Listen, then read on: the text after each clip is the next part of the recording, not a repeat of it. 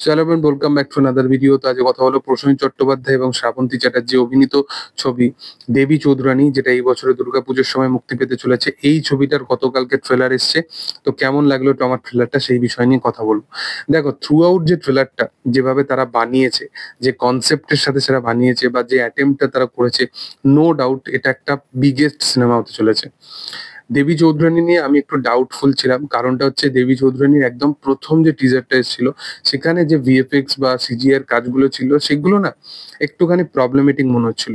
Even তুমি যদি রাত্রিরের সিনগুলো দেখো, এখানে এক একটা সিনকে যদি ব্রেকডাউন করে দেখো, তোমার মনে হবে যে একটুখানি সাদৃশ্যগুলো একটুখানি যেরকম ভাবে মানে খুব ভিজুয়ালি খুব প্রপার এক্সিকিউশন নয় সিনেমাটার মধ্যে।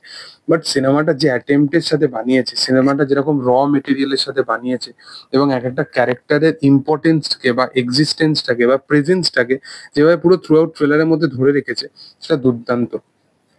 প্রসেনজিৎ চট্টোপাধ্যায় তাকে যেভাবে বিল্ড আপ দিয়েছে অনেক বছর পর, মানে এই ডিরেক্টরের সত্যি আমি মানে কাছে অনেক বেশি কৃতজ্ঞ থাকবো যে প্রসেনজিৎ চট্টোপাধ্যায়কে নিয়ে এরকম একটা ভালো কিছু বানানোর যে পরিকল্পনা। প্রসেনজিৎ চট্টোপাধ্যায় তার মধ্যেও একটা খিদে লুকিয়ে আছে, যে মাস সিনেমার অডিয়েন্স বা মাস সিনেমার দর্শকের এতদিন ধরে ওয়েট করেছিল তার জন্য, যে একটা ভালো সিনেমা তো যা তা করলে তো হবে না। এবং তাকে সেই লঞ্চ করার মতো বা সেই তাকে নিয়ে সেই সিনেমা বানানোর মতো সেই পরিচালক বা প্রযোজকও তো কেউ অ্যাটেম্প্ট করে না। তো এই হচ্ছে ব্যাপার। তো এই সে মানে যখন হাতে তরোয়াল তুলছে, মানে সেই বিষয়গুলো এত কনভিনসিং লাগে, এত রিয়েলিস্টিক লাগে। মানে এই মানুষটা যেন এইগুলোর জন্যই তৈরি, কেন অন্য ধারার সিনেমা করে, এটাই খালি মানে বারবার প্রশ্ন উঠে উঠে আসে।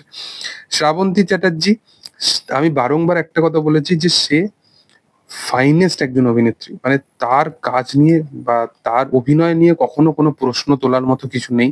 সে দুর্দান্ত অভিনেত্রী। তাকে প্রপার এক্সিকিউশন বা প্রপার তাকে নিয়ে ব্যবহার কখনো করতে দেখা যায়নি, বা তাকেও প্রপার স্ক্রিপ্টও বাছাই করতে দেখা যায়নি কখনো কখনো। তো সে আবার ফিরছে এবং দুজনকে ব্যাপক লাগছে। শ্রাবন্তী চ্যাটার্জির ক্যারেক্টারটা, দেবী চৌধুরানী যে চরিত্রটা, সেই চরিত্রটার একটা ব্যাক স্টোরি দেখানো হচ্ছে, সেই ক্যারেক্টারটাকে বিল্ড আপ দেওয়া হচ্ছে। সাপের সাথে যে ভিএফএক্সটা, ওই পোর্শনটা ভিএফএক্সটা খুব ভালো। মানে ওখানে মানে একদম রিয়েল মনে হচ্ছে সাপটা। একটা বাঘের পোর্শন আছে, সেটা ছোট্ট পোর্শন, বাট যতটুকু দেখে বোঝা যাচ্ছে যে হ্যাঁ, তারা কিন্তু খরচা করেছে সিনেমাটার মধ্যে। সিনেমাটার মধ্যে ভিজুয়াল বা ওই যে এরাটা, মানে ওই সময়টা বা ওই টাইম লাইনটা যেভাবে তারা তুলে ধরার চেষ্টা করেছে, সেটাও দেখতে ভালো লাগছে। ব্রিটিশ আমল বা ব্রিটিশদের যেভাবে দেখাচ্ছে, ওই যে পুরোপুরি ব্যাপারটা বা পুরোপুরি সেট আপটা, সেটা কিন্তু খুবই কনভিনসিং লাগে। সেটা এরকম নয় যে কোথাও জোর করে বানানো, এরকম মনে হচ্ছে। তো দেবী চৌধুরানী দুর্গাপুজোর একটা অন্যতম ভালো সিনেমা হতে চলেছে এবং আশা করবো যে সিনেমাটা খুব ভালো হবে এবং বুম্বাদাকে এরকম আরো আরো অনেক মাস ফিল্মে আমরা দেখতে পাবো। তো দেখার যে আপকামিং দিনে কি হয়। তবে তোমাদের বক্তব্যটা অবশ্যই কমেন্ট সেকশনে জানাতে পারো। আর ভিডিও যদি ভালো লেগে থাকে তোমরা লাইক শেয়ার সাবস্ক্রাইব করে দিও চ্যানেলটিকে এবং পাশে থাকা বেল আইকনটা অবশ্যই প্রেস করে দিও। Thank you all, by.